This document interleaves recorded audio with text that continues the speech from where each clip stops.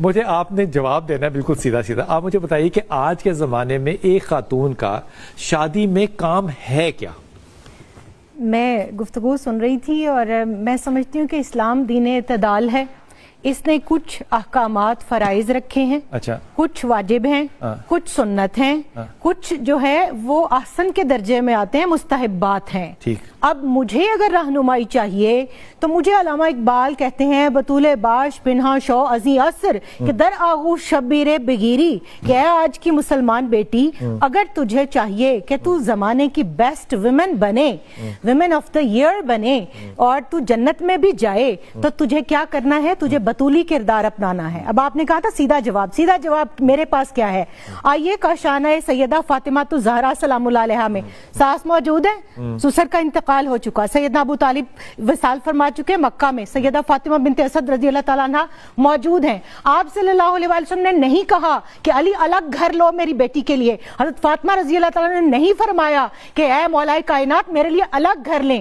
آپ انہی والدہ کی خدمت کرتی ہیں, آپ گھر کا سارا کام اپنے ہاتھوں سے کرتی ہیں, آپ بچے بھی پیدا کر رہی ہیں, ان کو دودھ بھی پلا رہی ہیں, اور لیکٹیشن کے چارجز بھی نہیں کر رہی, چکی بھی چلا رہی ہیں, اور گھر کے کپڑے دھو رہی ہیں, بچے بیمار ہیں تو روزے رکھ رہی ہیں, اور پھر آپ کنویں سے پانی لاتی ہیں مشکیزے میں, اور آپ کے کاندھے کے اوپر جو ہے وہ گھٹے پڑ جاتے ہیں, آپ آٹا گونتی ہیں, آپ چکی پیستی ہیں, روٹی بناتی ہیں, سب کام کرتی ہیں, ہمسایوں کی خبر گیری کرتی ہیں, پھر ساس کی خدمت کرتی ہیں. اور قربان جائیں سیدہ فاطمہ بنت اسد سلام اللہ علیہا کے فرماتی ہیں کہ اے شہزادی کونین, آپ سارا دن بچوں کے اور گھر کے کام کاج میں تھک جاتی ہیں اور آپ میری بھی خدمت کرتی ہیں. تو کتنے پیار سے آگے سے فرماتی ہیں کہ آپ میرے والد کی اور علی کی ماں نہیں, میری بھی ماں ہے. یہ معیار ہے, یہ پیمانہ ہے, یہ پیرامیٹر ہے. آپ نے سسر کی خدمت کی بات کی نا, میں بہت دکھ کے ساتھ کہتی ہوں میں وہ عورت ہوں جس کو معاشرے میں سب سے زیادہ یہ سوال فیس کرنا پڑتا ہے, جی ہمارے اوپر ساس سسر کی خدمت کرنا تو فرض نہیں,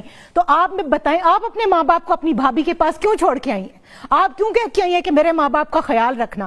آپ تو چاہیں کہ آپ کی بھابیاں رات کو آپ کے ماں باپ کے پاؤں دبا کے بھی سوئیں, اور جب آپ آئیں یہاں پر بہو بن کے تو آپ کہیں کہ میں نے دورہ قرآن کیا ہے اور مجھے وہ فلاں باجی نے اور فلاں آنٹی نے اور فلاں جو ہے استاذہ نے بتایا کہ ساس کی سسر کی خدمت کرنا فرض نہیں. قرآن نے سسر کو محرم درج رشتوں کے اندر گنا یا نہیں گنا؟ میرے آقا علیہ الصلوۃ والسلام نے فرمایا یا نہیں فرمایا کہ تمہارے 3 باپ ہیں, ایک وہ جو تمہیں دنیا میں لایا, ایک وہ جس نے تمہیں بیٹی دی, ایک وہ جو تمہارا استاد ہے. اسی حدیث کو محدثین نے فیمیل سیکٹر کے اوپر جب اپلائی کیا تو ساس جو ہے وہ ماں کے درجے میں آتی ہے. اب آپ کے ماں باپ تو آپ کی جنت ہیں, تو کیا شوہر کے ماں باپ آپ کے شوہر کی جنت نہیں ہے؟ تو آپ ان کی جنت کو ان سے دور کر کے آپ جو بات کر رہے ہیں نا, سب سے پہلا کام کیا ہے؟ اپنے شوہر کی اور اپنی عزت کی حفاظت کرے گی, اس کے مال کی حفاظت کرے گی, اپنے شوہر کو راضی کرے گی, اور اس کے بعد اس کے بچے پیدا کرے گی. پھر ان بچوں کی رعیت اس عورت کے اوپر ہے. وہ یہ نہیں کہہ سکتی کہ میں ان کی تربیت نہیں کروں گی, وہ تربیت کی ذمہ دار ہے, وہ راعیہ ہے, اس سے گھر کی اور ان بچوں کی تربیت کی پوچھ ہوگی.